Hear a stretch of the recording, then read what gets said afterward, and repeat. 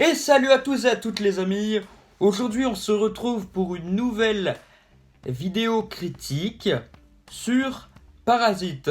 On perd pas de temps, on y va cash. Alors, Parasite, qu'est-ce que c'est? Déjà, premièrement, c'est un film et non un livre. Voilà. Ça raconte l'histoire d'une famille dont je ne me rappelle plus le nom de famille, faute que je me suis pas renseigné avant de faire la vidéo.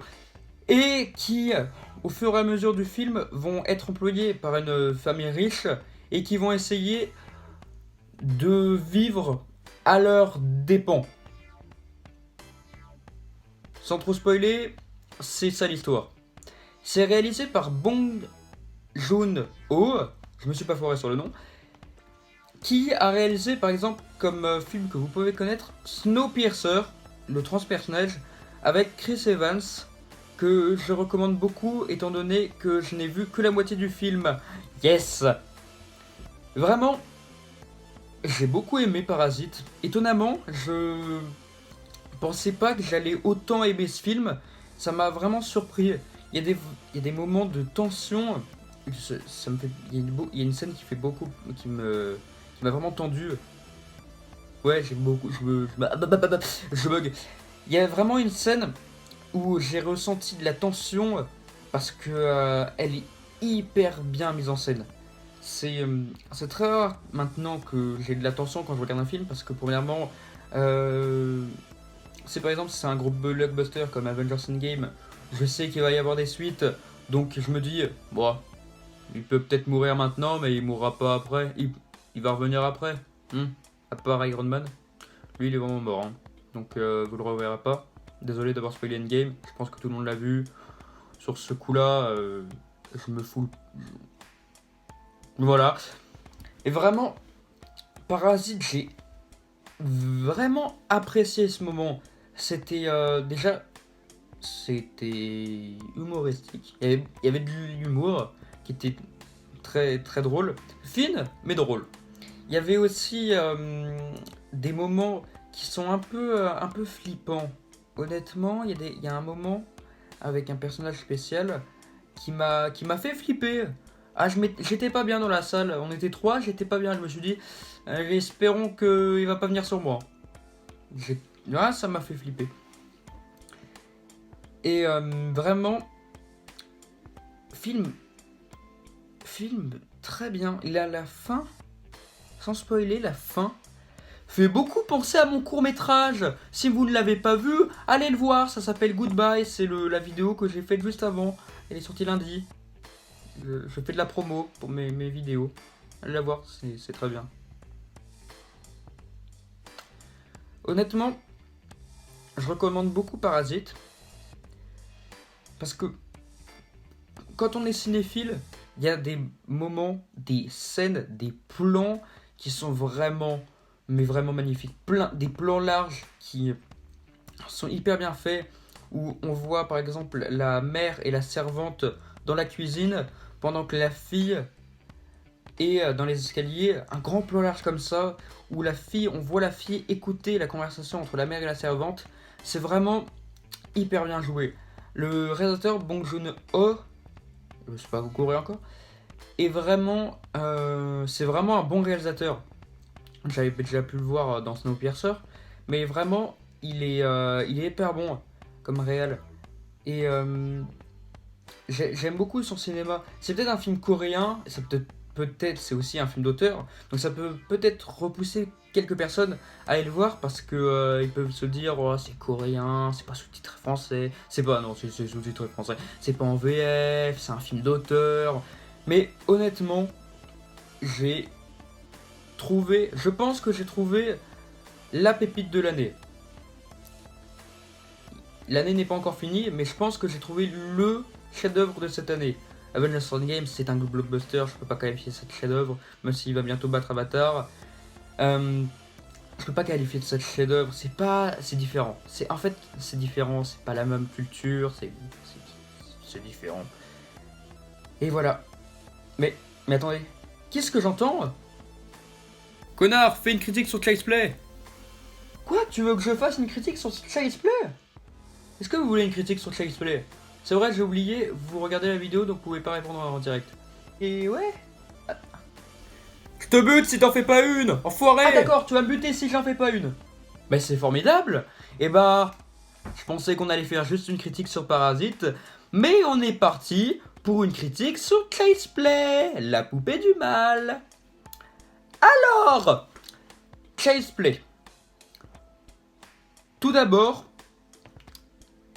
c'est un remake d'un film de 1988 intitulé Jeu d'enfant, titre français, Child's Play en anglais, que j'adore.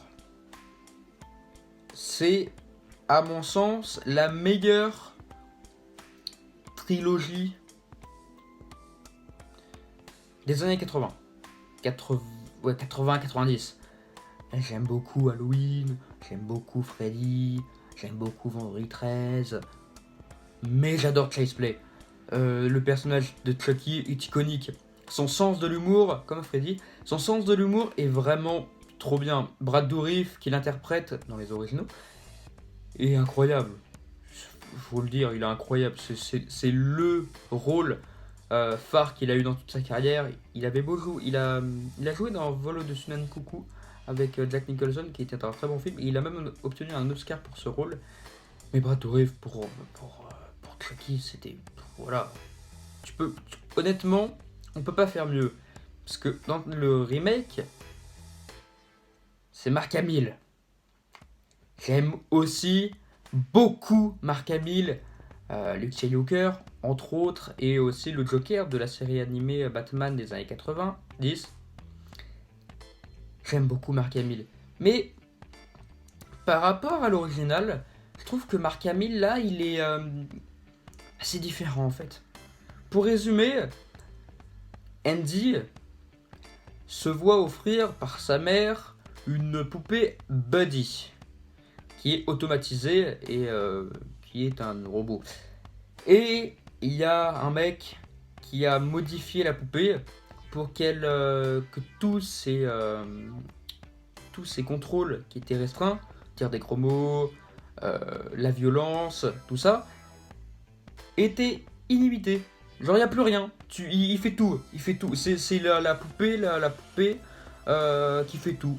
Et tu fais ton ménage pendant qu'elle tue ton chat.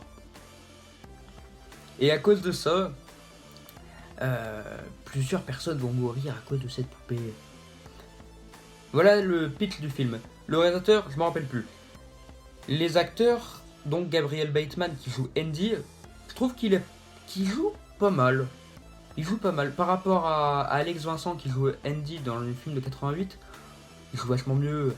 Aussi, il a 16 ans, alors que Andy en 88, il avait 8 ans. On va pas comparer. Mais j'ai vraiment passé un bon moment devant Child's Play. Après, la façon dont dont ils construisent Chucky, c'est finement joué. Parce que dans l'original, je me référerai toujours à l'original dans cette critique. Mais par rapport à l'original, dans l'original, vu que c'était l'âme d'un tueur en série qui était dans la poupée, c'était son âme. Donc lui-même était un tueur en série, donc la poupée, lui, qui était une poupée, était un tueur en série. Et là, vu que il y a juste une puce et que ça peut pas la rendre méchante, la puce, ils ont fait en sorte que, comme c'est Buddy, Chucky, est le meilleur ami d'Andy, il va vouloir le protéger. Et comme tout a été supprimé et qu'il regarde des films d'horreur, bien sûr, c'est bien la dernière chose que tu fais quand tu as une poupée robotisée qui apprend au fur et à mesure de voir ce qui se passe, c'est de lui montrer un film d'horreur. Surtout Massacre à la tronçonneuse 2. À quel moment tu fais ça? Non mais à quel moment tu fais ça? La poupée, tu m'étonnes qu'elle devient tueuse, tu m'étonnes. Tu lui montres Massacre à la tronçonneuse tu le montres Massacre à la tronçonneuse 2. Et en plus, elle n'a plus aucune restriction. Elle peut tout faire. Donc bien sûr qu'elle va devenir tueuse en série. Bien sûr qu'elle va te buter. Parce que elle ne comprend pas ce qu'elle fait.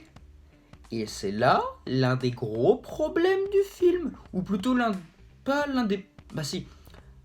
C'est pas l'un des problèmes du film. Mais c'est, je trouve, une différence.